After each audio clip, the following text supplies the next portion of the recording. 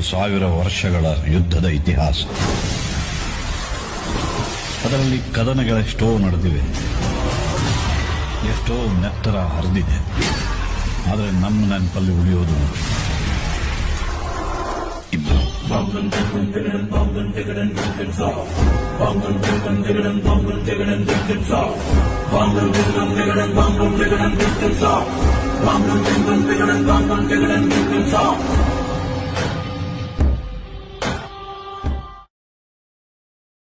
रुक्मय वंदनान मृत्युर्मोक्ष्य मामृतात् कालहर दुःखहर